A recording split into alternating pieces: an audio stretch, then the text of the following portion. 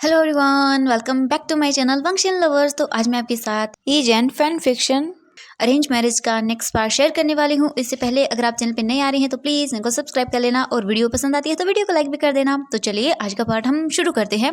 इससे जो पहले वाला पार्ट था उसमें हमने देखा था शाओजन की जो ग्रैंड माँ है उन्हें हार्ट अटैक आ गया था, जिसके बाद शाओजन बहुत डर गया था।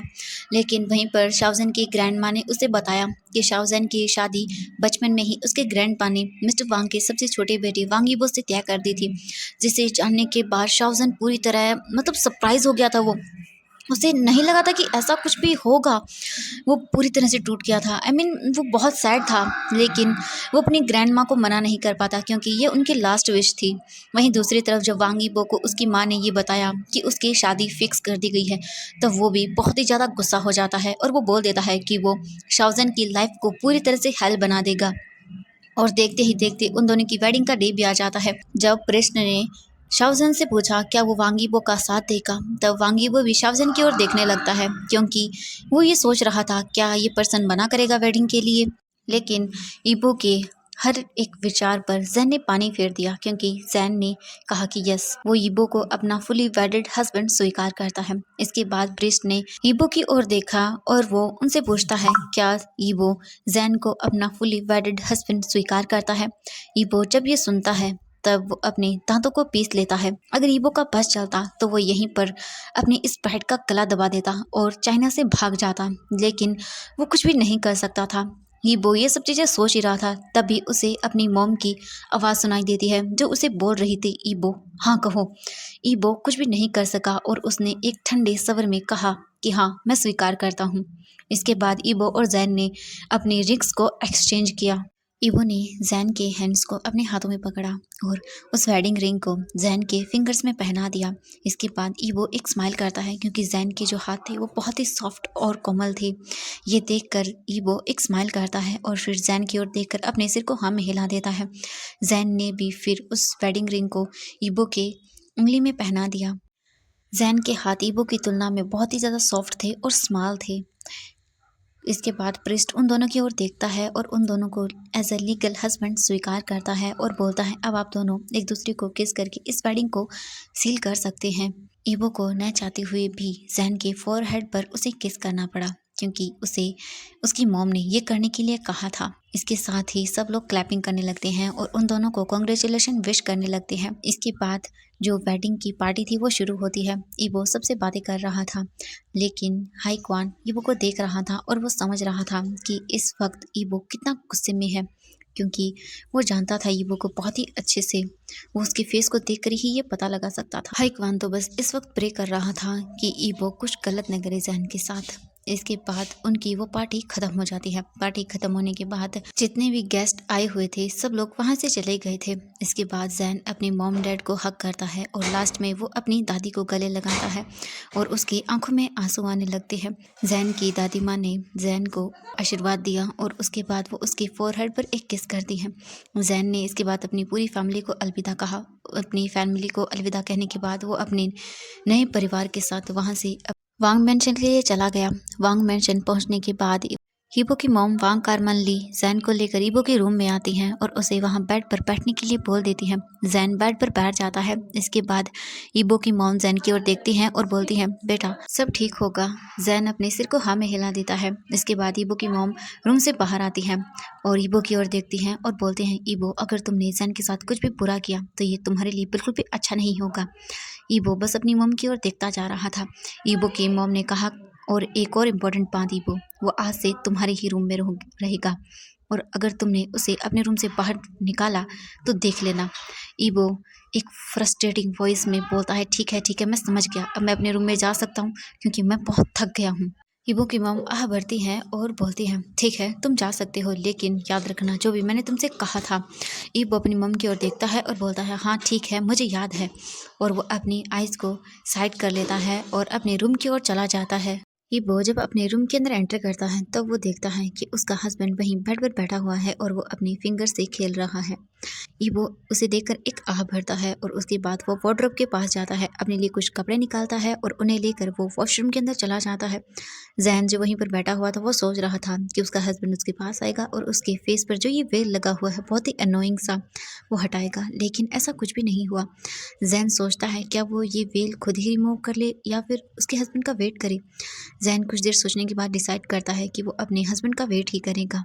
ईबो कुछ देर के बाद फ्रेश होकर वॉशरूम से बाहर आता है तो वो देखता है कि उसका हस्बैंड अभी भी उसी उसी तरह बेड पर बैठा हुआ है। ईबो एक अनोइंग टोन में बोलता है, हे जो भी तुम्हारा नाम है मेरे बेड से उठो और जाकर फ्रेश हो जाओ।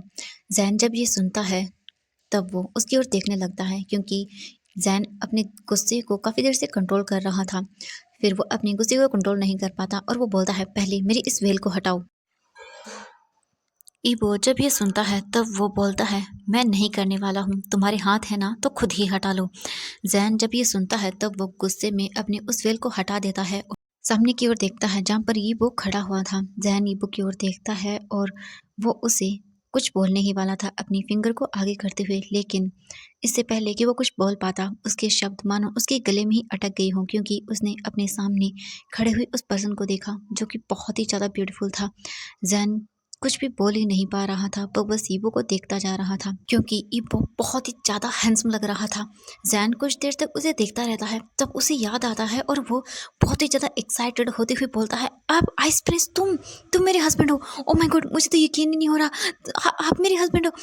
मुझे सच में यकीन नहीं हो रहा। मुझे लगा था मेरा हस्बैंड कोई बहुत ही बदसूरत इंसान होगा, लेकिन आप तो बहुत हैंडसम हो। आपको पता है आपको मैं याद हूँ क्या। जैन बहुत ज़्यादा एक्साइटेड हो गया था ईबो को देखकर। ईबो जैन की ओर देखता है और बोलता है, ओह ब्लाइंड बॉय तुम। हाँ, मैंने सोचा था कि मैं तुम्हारा चेहरा कभी नहीं देखूंगा, लेकिन तुम तो मेरी ब्राइड बन गए हो। जैन जब ये सुनता है तो वो कंफ्यूज लुक ईबो को देते हुए बोलता है कि क्या कहा आपने, ब्राइड क्या मतलब है आपका। ईबो जैन की ओर देखता है और बोलता है, मैं कभी भी शादी नहीं करना चाहता था, मेरी मॉम ने मुझे फोर्स किया है इस वेडिंग के लिए। मैं तो पीसफुली फ्रांस के अंदर रह रहा था, लेकिन 10 दिन पहले ही मेरी मॉम ने मुझे कॉल करके चाइना बुला लिया क्योंकि उन्होंने कहा कि उनकी तबीयत ख़राब है। अगर मुझे पहले पता होता कि मेरी मॉम इस तरह की कोई प्लानिंग कर रही है तो मैं चाइना वापस कभी नहीं आता। जैनी बुक की ओर देखता है और बोलता है, मुझे भी इस वेडिंग के लिए फोर्स किया गया है, लेकिन मैं इस शादी को एक मौका देना चाहता हूँ। ईबो जैन की ओर देखता है और बोलता है, लेकिन ये सिर्फ तुम्हारी सोच होगी। जैन जब ये सुनता है तब ईबो की ओर देखता है और बोलता है, तुम्हारा इससे क्या मतलब है। ईबो जैन की ओर देखता है और बोलता है, तुम्हें अभी पता चल जाएगा। इसके बाद ईबो अपने वार्डरोब के पास जाता है और उसमें से एक ड्रॉवर को ओपन करता है और उसमें से एक पेन और एक पेपर निकालता है। वो लेकर वो जैन के पास आता है और उस पेन और पेपर को जैन को दे देता है। जैन उस पेन पेपर को लेता है और ईबो की ओर देखते हुए बोलता है, ये क्या है। ईबो जैन की ओर देखता है और बोलता है, इस पर साइन करो और खुद ब खुद रीड कर लो। जैन जब ईबो का इस तरह का बिहेवियर देखता है तब उसे हर्ट होता है, लेकिन वो कुछ भी नहीं कहता। इसके बाद वो उस पेपर को लेता है और रीड करना शुरू करता है। जैसे ही जैन उस पेपर को रीड करता है उसकी आंखें बड़ी बड़ी हो जाती हैं। जैन बोलता है, क्या 6 मंथ कॉन्ट्रैक्ट। ईबो जैन की ओर देखता है और बोलता है, हाँ बिल्कुल, ये एक 6 महीने का कॉन्ट्रैक्ट है क्योंकि हमारी ये शादी हमारी मर्जी से तो बिल्कुल भी नहीं हुई है और हम दोनों ही इस मैरिज में फंस गए हैं। तो क्यों ना इससे अच्छा यही होगा हम इस शादी को तोड़ दें। मैं इस शादी को पहले ही तोड़ चुका होता, लेकिन मेरी मॉम और तुम्हारी दादी की वजह से मैं इसे 6 महीने दे रहा हूँ। 6 महीने तक हम एक दूसरे को बर्दाश्त करेंगे, उसके बाद हम दोनों एक दूसरे से अलग हो जाएंगे। तुम्हारे रास्ते अलग होंगे और मेरे रास्ते अलग होंगे। जैन जब ये सुनता है तब ईबो की ओर देखता है और बोलता है, लेकिन मैं इस शादी को एक मौका देना चाहता हूँ, क्या तुम भी ऐसा नहीं कर सकते हो। ईबो जैन की ओर देखता है और बोलता है, नहीं बिल्कुल भी नहीं, मुझे इस शादी में कोई दिलचस्पी नहीं है। मैं अपनी लाइफ को अपनी मर्जी से जीना चाहता हूँ और मैं नहीं चाहता कि कोई भी मेरी इस पीसफुल लाइफ में दखलंदाजी दे। जैन ईबो की ओर देखता है और बोलता है, लेकिन ईबो चिल्लाते हुए बोलता है, कोई लेकिन वेकिन नहीं, चुपचाप इस कॉन्ट्रैक्ट पर साइन करो और मुझे वापस दो। जैन जब ये सुनता है तब उसकी आंखों में आंसू आ जाते हैं। जैन अपने फेस को नीचे कर लेता है और बोलता है, क्या तुम्हें इस फैसले पर रिग्रेट होगा। ईबो जैन की ओर देखता है और बोलता है, नहीं बिल्कुल नहीं, वांग ईबो को कभी भी अपने फैसले पर पछतावा नहीं होता है और ये मेरा लास्ट फैसला है, मैं इस फैसले को कभी नहीं बदलूंगा। जैन ने अपने फेस को अभी भी नीचे करके रखा था और वो बोलता है, मुझे कुछ टाइम चाहिए सोचने के लिए। ईबो जैन की ओर देखता है और बोलता है, नहीं बिल्कुल नहीं, तुम्हें इसके लिए कोई टाइम नहीं मिलेगा, चुपचाप इस पर अभी साइन कर दो। इसके बाद जैन कुछ नहीं बोल पाता। जैन चुपचाप साइन कर देता है। वो साइन नहीं करना चाहता था, लेकिन उसके पास कोई और रास्ता भी नहीं था। इसके बाद ही वो जैन से उस पेपर को ले लेता है और उसे देखते हुए बोलता है, बहुत अच्छा, ये हमारे बीच एक सीक्रेट है, इसके बारे में किसी को मत बताना। जैन ईवो की ओर देखता है और अपने सिर को हाँ में हिला देता है। इसके बाद ही वो जैन की ओर देखता है और बोलता है, अब मेरे बेड से उठ जाओ, क्योंकि मुझे बेडशीट को चेंज करना है, क्योंकि तुमने इसे टच कर लिया है और मुझे ये बिल्कुल भी पसंद नहीं है। जैन चुपचाप बेड से उठ जाता है और वो ड्रॉवर के पास जाता है, अपने कुछ कपड़े निकालता है और उन्हें लेकर वॉशरूम में चला जाता है। जैन के जाने के बाद ईवो उस बेडशीट को बेड से हटा देता है और फेंक देता है, और दूसरी बेडशीट को लेता है और बेड पर अच्छे से उसे बिछा देता है। उसके बाद वो एक ब्लैंकेट लेता है और सोफे पर फेंक देता है जैन के लिए, और चुपचाप एक ब्लैंकेट को लेकर बेड पर आराम से लेट जाता है। कुछ देर के बाद जैन वॉशरूम से बाहर आता है और फिर वो ईबो की ओर देखता है। ईबो आराम से बेड पर सोया हुआ था और उसकी आंखें बंद थी। तभी जैन की नजरें वहां फर्श पर जाती है जहां वो बेडशीट पड़ी हुई थी। जैन ये देखकर एक आह भरता है। उसके बाद वो चुपचाप सोफे पर आता है और लेट जाता है और अपनी आंखों को बंद कर लेता है और सोचता है कि उसने ये कभी नहीं सोचा था कि जिस इंसान से वो प्यार करेगा वो इंसान उसे इस तरह से रिजेक्ट कर देगा। जैन सोचता है कि जब वो पहली बार ईबो से मिला था तभी उसे ईबो से प्यार हो गया था। भले ही उसे इस चीज को समझने में टाइम लगा, लेकिन जैन उस पहली मुलाकात के बाद ईबो के बारे में सोचने से अपने आप को रोक ही नहीं पाया। मैं आपसे दोबारा मिलना चाहता था, लेकिन जब मुझे मेरी शादी के बारे में पता चला तो मैं बहुत सैड हो गया और मैंने तुम्हारे लिए जो प्यार था मेरे दिल में उसे कहीं अपने अंदर दबा दिया। लेकिन जब मैंने आपको देखा तब मेरी हार्ट बीट बहुत फास्ट हो गई, लेकिन आपने तो एक सेकंड में ही मेरा दिल तोड़ दिया। आपने तो मुझे खुश होने के लिए टाइम भी नहीं दिया और ना ही आप हमारी इस शादी को एक मौका देना चाहते हो। ईबो, आपने ऐसा क्यों किया? मैं आपके साथ रहना चाहता हूँ। तभी जैन सोचता है, नहीं, उसके पास 6 महीने हैं, वो इन 6 महीनों में कोशिश कर सकता है। जैन खुश हो जाता है और बोलता है, हाँ, मैं इन 6 महीने में पूरी कोशिश करूंगा कि आपको मुझसे प्यार हो जाए, और एक दिन आएगा जब आप भी मुझसे प्यार करोगे, तब तक मैं तुम्हारा वेट करूंगा। ये बोलकर जैन खुश हो जाता है और फिर वो अपनी आइज़ को ओपन करता है और ईबो की ओर देखता है और स्माइल करते हुए बोलता है, गुड नाइट माई आइस प्रिंस। इसके बाद जैन अपनी आंखों को बंद करता है और सोने की कोशिश करता है, लेकिन जैन को बिल्कुल भी नींद नहीं आ रही थी और ऊपर से वो एक सोफे पर सोया हुआ था और ये नई जगह भी थी। जैन को बिल्कुल भी नींद नहीं आ रही थी। काफ़ी देर कोशिश करने के बाद फाइनली उसे नींद आ जाती है। अब हम नेक्स्ट डे का सीन देखते हैं। मॉर्निंग हो चुकी थी। सबसे पहले ईबो उठता है।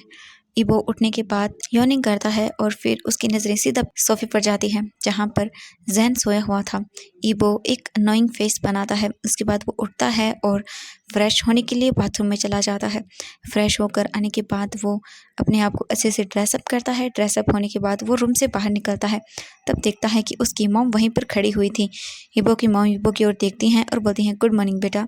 ईबो अपनी मॉम की ओर देखता है और बोलता है, गुड मॉर्निंग मॉम। ईबो की मॉम ईबो की ओर देखती हैं और बोलती हैं, जैन क्या उठ गया है? ईबो अपने सिर को ना में हिला देता है। उसके बाद वो वहाँ से जाने लगता है। ईबो की मॉम जब ये देखती हैं तो वो बोलती हैं, ईबो तुम कहाँ जा रहे हो? ईबो अपनी मॉम की ओर देखता है और आँख भरते हुए बोलता है, मॉम मैं फ्रेश एयर लेने जा रहा हूँ।